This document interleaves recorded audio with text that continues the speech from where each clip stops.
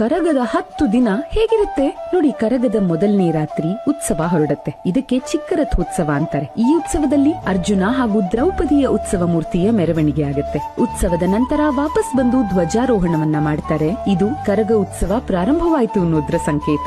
ಇದಾದ ನಂತರ ವಹ್ನಿ ಕುಲದ ಮನೆತನದ ಮನೆಗಳಿಗೆ ಹೋಗಿ ಅವರನ್ನ ಕರಗಕ್ಕೆ ಆಹ್ವಾನಿಸ್ತಾರೆ. ಇದು ಸಂಪ್ರದಾಯ. 2ನೇ ದಿನ ದೇವಾಲಯದ ಉತ್ತರ ದಿಕ್ಕಿಗೆ ಹೋಗಿ ಅಲ್ಲಿ ಕರಗದ ಗುಂಡಿ ಇರುತ್ತೆ, ಅಲ್ಲಿ ಪೂಜೆ ಮಾಡಿ ಸ್ನಾನ ಮಾಡಲಾಗುತ್ತೆ. 8 ದಿನಗಳು ಈ ರೀತಿ ಎಲ್ಲಾ ದಿಕ್ಕಿಗೂ ಪೂಜೆ ನಡೆಯುತ್ತೆ. ಇದು ಪುಣ್ಯ ಸ್ನಾನ. ಪ್ರತಿನಿತ್ಯ ಒಂದೊಂದು ದಿಕ್ಕಲ್ಲಿ ಇರೋ ದೇವಸ್ಥಾನಗಳಿಗೆ ಹೋಗಿ ಅಲ್ಲಿ ವಿಶೇಷ ಪೂಜೆಯನ್ನ ಮಾಡಬರ್ತಾರೆ. ಇದೇ ಸಂದರ್ಭದಲ್ಲಿ ಕರಗದ ಪೂಜಾರಿ ಜೊತೆ ಅವರ ಜೊತೆ ವೀರಕುಮಾರರು ಅಂತನ್ನಿಸ್ಕೊಂಡ್ರವರು ಸಹ ಇರ್ತಾರೆ. ಸ್ನಾನದ ನಂತರ ಮರದ ಹಸಿ ಟೊಂಗೆಯನ್ನ ರಸ್ತೆಯಲ್ಲಿ ಹಿಡಿದು ಓಡಿ ಬರುವಂತಹ ಸಂಪ್ರದಾಯ ಇದೆ. ಇನ್ನು 6ನೇ ದಿನ ಹೆಣ್ಣು ಮಕ್ಕಳು ತಂಬಿಟ್ಟು ಮಾಡಿ ತಂದು ಧರ್ಮರಾಯ ಸ್ವಾಮಿ ದೇವಸ್ಥಾನದಲ್ಲಿ ಶಕ್ತಿ ದೇವತೆಗೆ ನೈವೇದ್ಯಕ್ಕೆ ಅಂತ ಇಟ್ಟು ಅದರಲ್ಲೇ ನಿಂಬೆಹಣ್ಣಿನ ಆರತಿಯನ್ನ ಕೂಡ ಬೆಳಗುತ್ತಾರೆ. ನಂತರ ವಹ್ನಿ ಕುಲ ವಂಶಸ್ಥರು ಯುದ್ಧದ ಸಲಕರಣೆಗಳನ್ನ ಪ್ರದರ್ಶನ ಮಾಡ್ತಾರೆ. 7ನೇ ದಿನ ಚೈತ್ರ ತ್ರಯೋದಶಿಯ ದಿನ ಹಸಿ ಕರಗ. ರಾತ್ರಿ 12ಕ್ಕೆ ದೇವಿಯನ್ನ ಕರಗಕ್ಕೆ ಆಹ್ವಾನಿಸ್ತಾರೆ. ಕರಗದ ಪೂಜಾರಿ ದೊಡ್ಡ ಮಡಿಕೆಯನ್ನ ಸೊಂಟದಲ್ಲಿ ಇಟ್ಕೊಂಡು ತಿರುಗ್ತಾರೆ.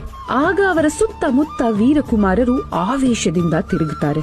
8ನೇ ದಿನ ಹೆಂಗಸರಿಂದ ದೇವಿಗೆ ಪೊಂಗಲ್ ಸೇವೆ. ಕೋಪಗೊಂಡಿರೋ ದ್ರೌಪದಿ ದೇವಿಯನ್ನ ಶಾಂತಗೊಳಿಸೋ ಪ್ರಯತ್ನ ಇದು. ಶಕ್ತಿ ದೇವಿ ಅವತರಿಸುವಾಗ ಕೋಪದಿಂದಲೇ ಅವತರಿಸ್ತಾಳೆ. ಹಾಗಾಗಿ ಪೊಂಗಲ್ ನೀಡುವ ಮುಖಾಂತರ ಆಕೆಯನ್ನ ಶಾಂತಗೊಳಿಸಲಾಗುತ್ತೆ. 9ನೆಯ ದಿನ ಚೈತ್ರ ಪೌರ್ಣಮಿ. ಅವತ್ತು ಸಂಜೆ ಅರ್ಚಕರನ್ನ ದ್ರೌಪದಿ ರೀತಿ ಅಲಂಕಾರ ಮಾಡ್ತಾರೆ. ಇವರ ಜೊತೆ ವೀರಕುಮಾರರಿಗೆ ಹಾಗೆ ಅವರ ಕತ್ತಿಗಳಿಗೆ ಗೌರವ ನೀಡಲಾಗುತ್ತೆ. ಮಧ್ಯರಾತ್ರಿ ಅರ್ಚಕರು ಹೂಕರಗವನ್ನ ಶಿರದಲ್ಲಿ ಧರಿಸಿ ಅಲಸೂರು ಗೇಟ್ನ ಆಂಜನೇಯ ದೇವಸ್ಥಾನಕ್ಕೆ ಬಂದು ಅಲ್ಲಿ ಪೂಜೆಯನ್ನ ಸಲ್ಲಿಸಿ ಕರಗ ಹೊತ್ತು ಬೆಂಗಳೂರಿನ ಗಲ್ಲಿ ಗಲ್ಲಿಗಳಲ್ಲಿ ಕರಗ ದರ್ಶನವನ್ನ ಮಾಡಿಸ್ತಾರೆ. ಮರುದಿನ ಬೆಳಗ್ಗೆ ಧರ್ಮರಾಯ ದೇವಾಲಯಕ್ಕೆ ವಾಪಸ್ಸಾಗಿ ಕರಗ ಶಕ್ತಿಯೋತ್ಸವಕ್ಕೆ ಮಂಗಳವನ್ನ ಹಾಡ್ತಾರೆ. 10ನೇ ದಿನ ಮಧ್ಯಾಹ್ನ ಧರ್ಮರಾಯ ದೇವಸ್ಥಾನದಲ್ಲಿ ಓಂ ಸ್ವಸ್ತಿಕ, ಸೂರ್ಯ ಹಾಗೂ ಚಂದ್ರರ ಆಕೃತಿಯಲ್ಲಿ ಕರ್ಪೂರವನ್ನ ಹಚ್ಚುತ್ತಾರೆ. ಇದು ಬೃಹತ್ತಾದ ಕರ್ಪೂರಗಳು. ಇನ್ನು ಕರಗದ ಪೂಜಾರಿ 6 ತಿಂಗಳುಗಳಿಂದಲೇ ಧ್ಯಾನ ಯೋಗಗಳಿಂದ ಇರ್ತಾರೆ. ಕುಟುಂಬದಿಂದ ದೂರ ಇರ್ತಾರೆ. ಮಾಂಸ ಮಡ್ಡಿ ತಿನ್ನೋದಿಲ್ಲ. ಕಂಕಣ ಕಟ್ಕೊಂಡ ಮೇಲೆ